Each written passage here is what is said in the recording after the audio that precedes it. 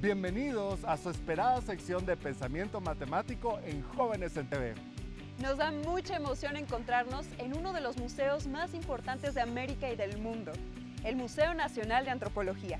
El pueblo mexicano levanta este monumento en honor a las admirables culturas que florecieron durante la era precolombina en regiones que son ahora territorio de la República.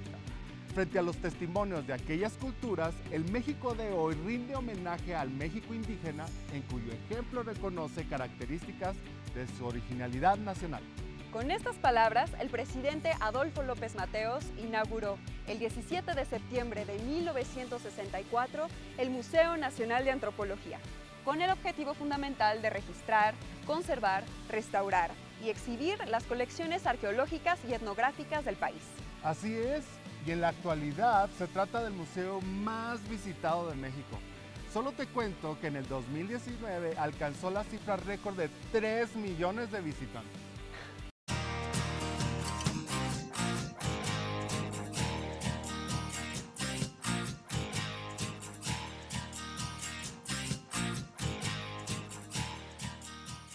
No entiendo nada, me relleva el tren. ¿Y ahora qué te pasa? Cuenta. ¿Te acuerdas que te platiqué que hicimos un chat del equipo de natación? Ah, claro, el de los exploradores de las profundidades. ¿Qué pasó con él? No me digas que ya no existe. Peor que eso. Hace unos días, Pedro y Juan comenzaron a hablar muy raro. O sea, primero pensé que era yo que no había escuchado bien, pero luego lo confirmé cuando comenzaron a escribirlo en los mensajes del chat. Mira, ya intenté con un traductor en línea y nada. Esos dos se inventaron un idioma que solo ellos entienden, ¿eh? Hasta hacen memes con él. Vaya, vaya. No se trata de un idioma desconocido. Lo que Pedro y Juan están utilizando es un código secreto. ¿Qué? ¿Acaso serán espías? No lo creo, pero sí es algo muy curioso. O sea, tenemos que descifrar el código para saber qué se traen entre manos esos dos. Descifrarlo suena como que es una misión imposible, ¿eh? ¿Cómo lo vamos a hacer? Existen varios métodos para conseguirlo. Nosotros comenzaremos analizando los caracteres individuales. Mira, por ejemplo, este 4 aparece conectando varias palabras y también mezclado con muchas jotas con lo que parece ser como una risa. Así que estoy casi segura de que se trata de la letra A. Y ahora hay que seguir con el resto de los caracteres hasta descifrarlos todos. Oye, ¿cómo sabes todo eso tú? ¿Acaso tú eres la espía o qué? No, es que los códigos eran la especialidad de mi héroe matemático, el gran Alan Turing. ¿Y ese señor quién es? Alguien súper interesante. Alan Matheson Turing, una de las más grandes mentes matemáticas de todos los tiempos, nace en Inglaterra el 23 de junio de 1912. Desde muy pequeño fue un estudiante brillante mostrando un gran interés por la ciencia. Con solo 15 años, condensa la teoría de la relatividad de Einstein para hacerla comprensible a su mamá. Pocos años más tarde, es aceptado en la afamada Universidad de Cambridge, donde enfoca su atención en un problema matemático sin solución en ese momento: el problema de decisión, planteado por otra gran mente, el famoso matemático alemán David Hilbert. Este problema o reto lógico buscaba encontrar un algoritmo general que decidiera si una fórmula del cálculo de primer orden es un teorema. Con solo 22 años, Turing concibe una máquina capaz de resolver el problema de decisión. Esta máquina funcionaría con un número finito de reglas y, según su descripción, sería operada por una persona a la que llamó el computador, usando el término por primera vez. Esta máquina hipotética resolvió el problema, demostrando que la incertidumbre matemática es una barrera para llegar a la verdad absoluta. Pocos años más tarde, en 1939, ocurriría un hecho que marcaría su vida para siempre: el inicio de la Segunda Guerra Mundial. Tan solo un día después de iniciado el conflicto armado, Alan Turing se enlista en Bletchley Park, una instalación militar que desde hacía varios años se encargaba del análisis y descifrado de códigos militares. Ahí se une al famoso grupo de descifradores conocidos como Code Breakers, que se podría traducir como rompecódigos, con los que trabajaría durante toda la guerra. Sin lugar a duda, el mayor reto que enfrentó este equipo fue el código Enigma, utilizado por los alemanes para proteger sus comunicaciones militares. Este código era extremadamente difícil de romper, pues se codificaba con un dispositivo sumamente complejo, la máquina Enigma. La Enigma era parecida a una máquina de escribir y utilizaba un juego de rodillos con posiciones intercambiables que podía generar hasta 150 trillones de combinaciones, o lo que es lo mismo, un 150 seguido de 18 ceros. Para contrarrestar este invento que parecía casi infalible, Turing inventó una máquina que llamó Bombe, en honor a una vieja máquina descifradora polaca que se llamaba así. La Bombe de Turing era capaz de identificar la combinación de los rodillos de la Enigma en 15 minutos, lo que permitió descifrar las comunicaciones enemigas, dando un giro que favorecería definitivamente a los aliados. Según algunos cálculos, esto adelantó el fin de la guerra unos 2 años, salvando la vida de miles o millones de personas. Una vez terminado el conflicto, Turing se incorpora a la Universidad de Manchester, donde se dedica a la investigación computacional y la biología hasta su muerte en 1954. Con justa razón, se le considera el padre de la computación y de la inteligencia artificial. Hoy, su legado lo podemos ver en la multitud de computadoras de todo tipo que utilizamos diariamente. Gracias por todo, Mr. Turing. Hola, ¿qué tal? Nos encontramos con el doctor en cosmología Carlos Calcano Roldán, que es profesor de física en la Universidad de Sonora. Hola, Carlos, ¿cómo estás? Buenos días, Ernesto, ¿qué tal? Bien, bien. La primera pregunta, Carlos, ¿quién fue Alan Turing?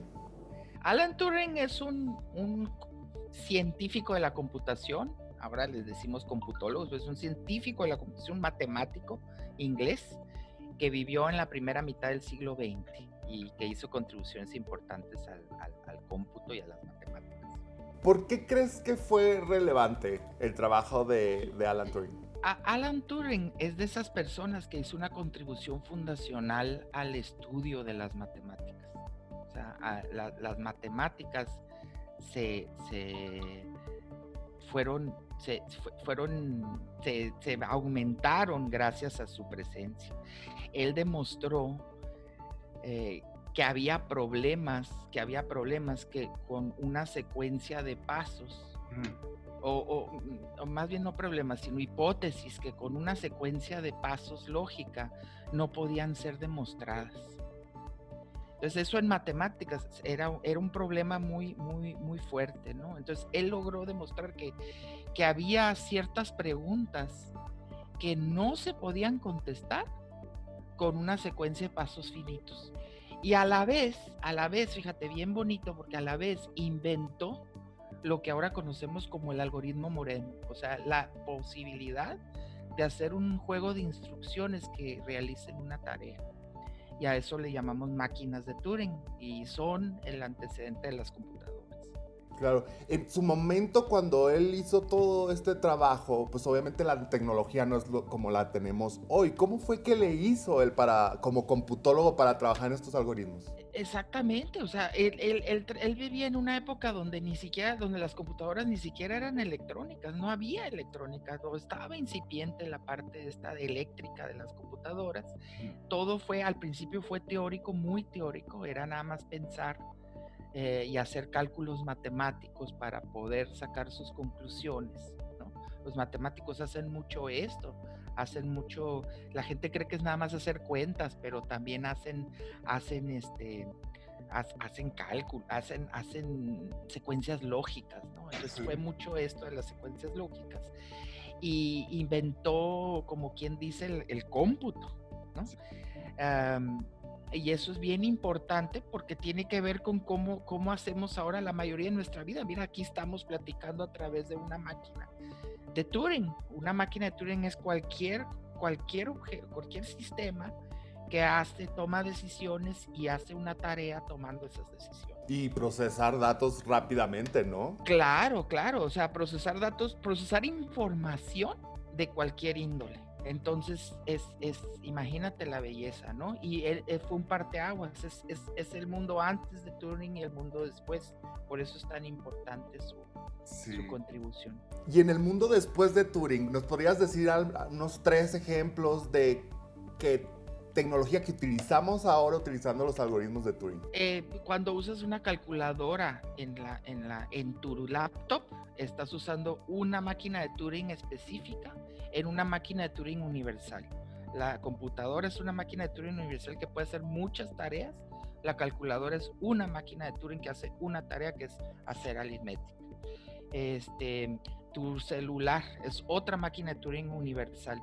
Puede hacer un montón de tareas, el celular, pero adentro de él hay pequeñitas máquinas de Turing que hacen individualmente una tarea específica. Claro. Entonces toca mucho nuestras vidas, de verdad.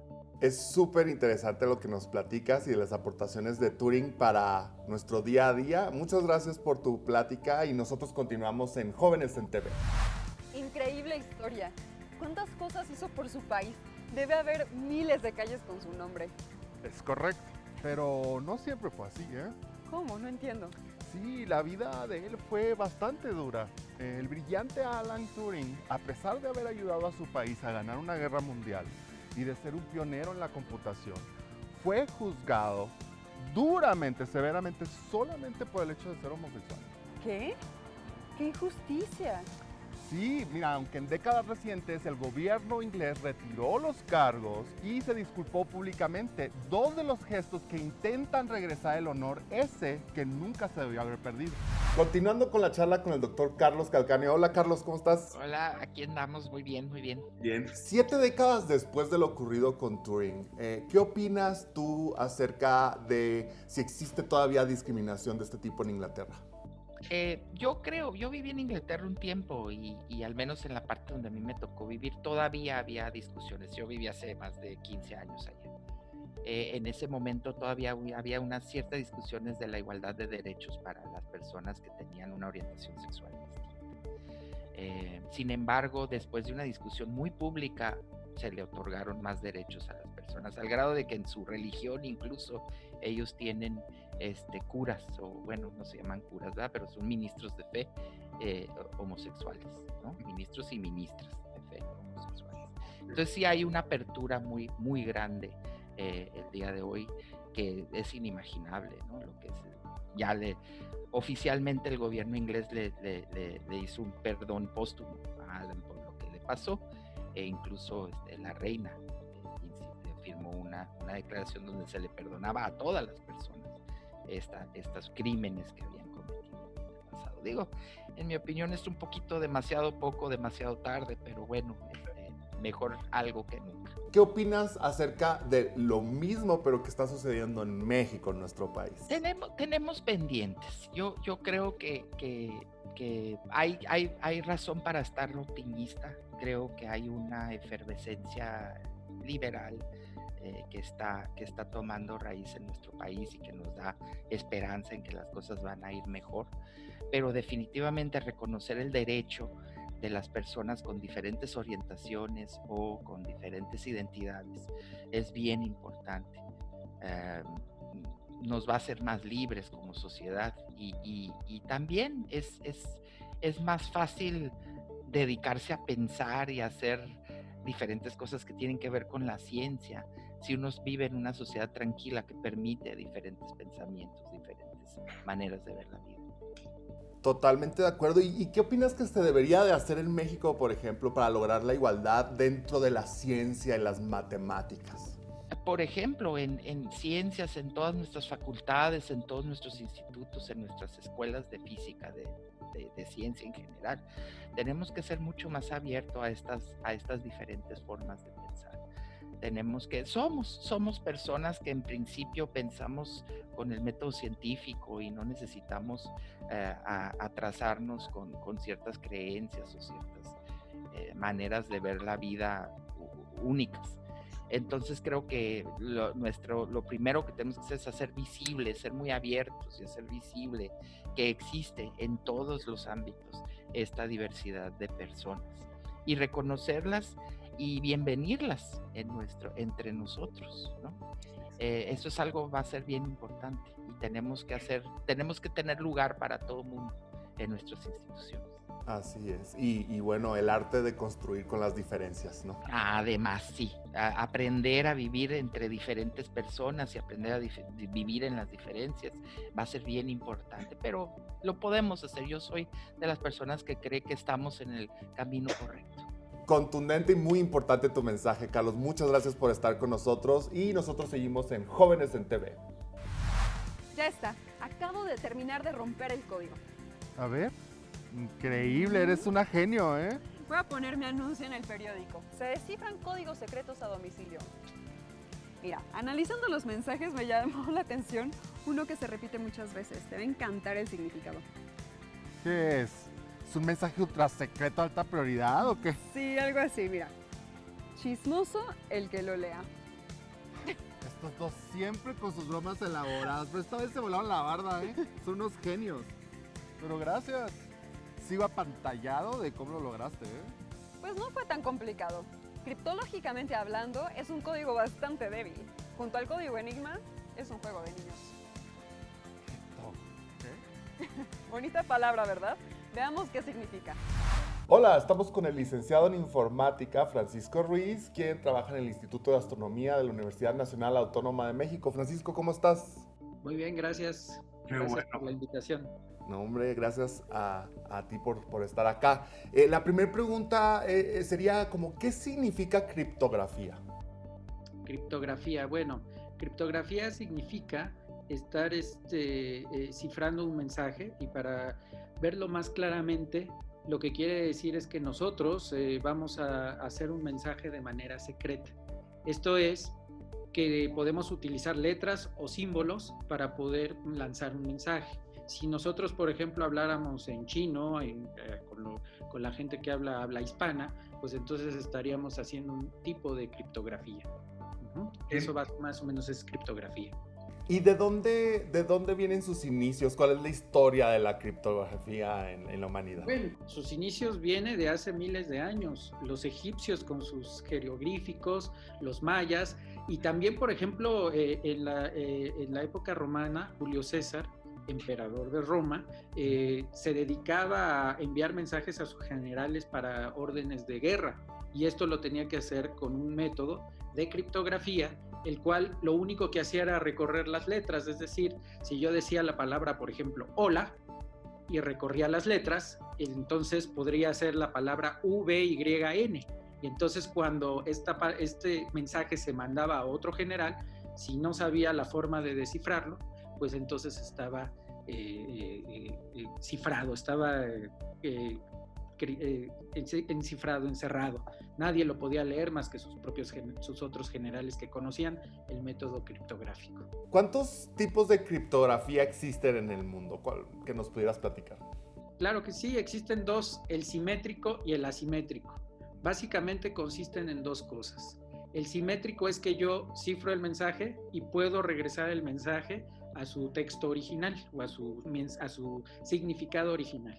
Y el asimétrico es el que no puedo regresar al mensaje original. Un ejemplo es que si Julio César cifrara el mensaje y una letra, por ejemplo, la letra A o la letra A significara dos letras al mismo tiempo y utilizara una en un caso u otra en otro, no se podría descifrar el mensaje. Entonces, pues lo que se tendría que hacer es dar el mensaje, cifrarlo y ver si los cifrados son iguales para poder comparar y poder saber si el mensaje es correcto. Como bien sabes, nos están viendo todos los chavos de bachillerato, pensamiento matemático, están estudiando matemáticas. ¿Qué herramientas matemáticas se utilizan para la criptografía? ¿Qué matemáticas se utilizan para la criptografía? Bueno, se utiliza básicamente algoritmos. ¿Qué es un algoritmo? Bueno, el algoritmo es la representación de pasos de manera platicada, de pasos que se tienen que seguir para poder resolver un problema. En el caso es obvio que en el caso de la criptografía, pues nosotros necesitamos seguir esos pasos, y esa es la matemática que se utiliza. Hay otros tipos de cifrado que utilizan multiplicaciones, divisiones y operaciones matemáticas. Esos cifrados ya son más complejos. para los chavos que están ahorita estudiando matemáticas de bachillerato, ¿en qué les recomendarías que se enfocaran? ¿En qué parte de las matemáticas si quieren dedicarse a esto? Si quieren dedicarse a esto, bueno, el manejo de la seguridad informática es el cifrado de datos y de hecho nosotros lo utilizamos todo el tiempo cuando entramos a una liga en HTTPS. En ese momento se está cifrando la información para poder viajar en un canal público como es la red, la internet. Ajá. Entonces, las matemáticas que se utilizan aquí pues son básicamente de algoritmos de programación. No estamos hablando de ecuaciones diferenciales ni nada de eso. Pero básicamente lo que ellos tendrían que estudiar o dedicarse es a la programación. Bueno, pues a la programación, buen álgebra y que se metan a estudiar seguridad cibernética, ¿no? ¿Algo que les quieras comentar más acerca de la seguridad cibernética?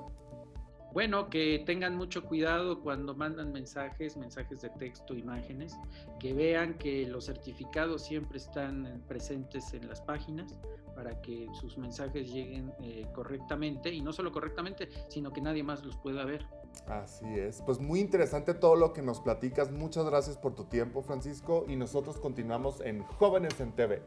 Las matemáticas desde la época prehispánica en México han sido parte esencial de la vida de los pueblos, como lo fue aquí en Teotihuacán. Pero ¿las matemáticas serán importantes para la seguridad? Importantes no, elementales. Pero no creas que todo lo que hizo Alan Turing está relacionado con las guerras. Su eterno interés por las matemáticas lo llevó a plantear una serie de experimentos que terminarían sentando las bases de algo que suena hasta futurista, la inteligencia artificial. Continuamos con Francisco Ruiz. Francisco, un gusto tenerte de nuevo por acá.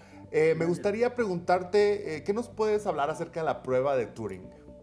Ok, primero pues tenemos que entender qué es la prueba de Turing. Y la prueba de Turing hace una pregunta fundamental. ¿Puede una máquina responder con un lenguaje natural a cualquier pregunta planteada por el interrogador?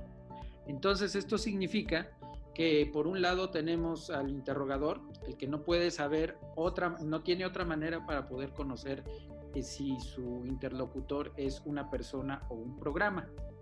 Esto se hace a través, puede ser de un chat o puede ser incluso por medio de la voz.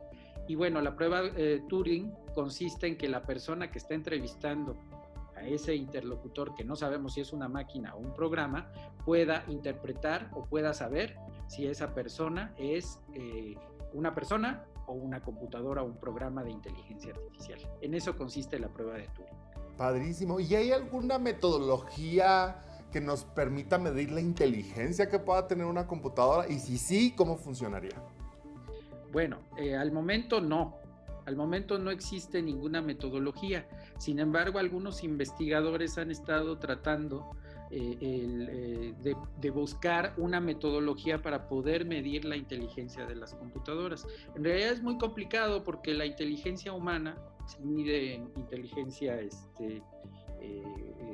kinestésica, en inteligencia espacial, en inteligencia creativa. Entonces eso son cosas y conceptos que no tiene la computadora. Y bueno, se habla actualmente mucho del concepto de inteligencia artificial, ¿no? ¿Qué es la inteligencia artificial y hacia dónde nos está llevando? Básicamente la inteligencia artificial consiste en la simulación de la máquina de cómo funciona la inteligencia humana. Ajá. No es como tal, porque la inteligencia humana y la inteligencia natural, aparte de tener millones de años de evolución, pues representa también que es una forma defensiva para poder sobrevivir al medio ambiente. La inteligencia artificial simplemente simula esto. Eso es la inteligencia artificial. ¿Y nos podrías platicar de alguna, no sé, app de los celulares que usan ahora los chavos, ¿no? O algún software en donde se utilice la inteligencia artificial y nos ayude a resolver un problema cotidiano? Claro que sí. Siri, Cortana, todos los asistentes funcionan con inteligencia artificial. Las aplicaciones de algunos teléfonos que tienen reconocimiento facial funcionan con inteligencia artificial. Y eso es básicamente lo que nosotros tenemos hace millones de años de evolución y podemos reconocer las caras de las personas. La computadora apenas lo está empezando a simular y ver cómo funciona. Muy bien. Y hablando de computadoras, ¿Cuál sería la computadora más avanzada que tenemos hasta la fecha y cómo funciona? Bueno, hasta junio del 2020, o sea, hace unos meses, la computadora más avanzada era la Fugaku, desarrollada por la empresa Fujitsu. Es una supercomputadora de Japón y más o menos su procesamiento es de 415 petaflops. Un petaflop es el procesamiento de punto flotante y esto es equivalente más o menos a 10 a la 15 operaciones de punto flotante en un segundo. Entonces, bueno, esa es la computadora más moderna que hasta el momento conocemos. Qué interesante. Si tú pudieras hablar contigo mismo cuando tenías 16 y estabas en el bachillerato, ¿qué le recomendarías acerca de las matemáticas que tuvieras que estudiar para dedicarte a la informática como lo haces hoy?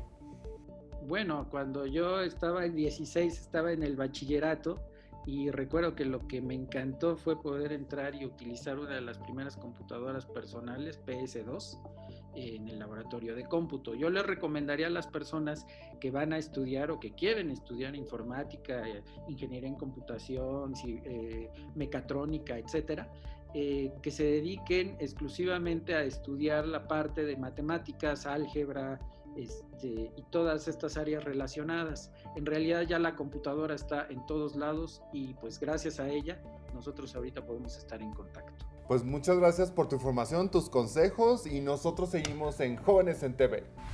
Y yo que pensaba que los descubrimientos de Turing eran obsoletos. Todo lo contrario. Si no fuera por su trabajo pionero, a lo mejor no tendríamos celulares, ni computadoras, ni inteligencia artificial, ¿te imaginas? No, qué horror, ¿eh?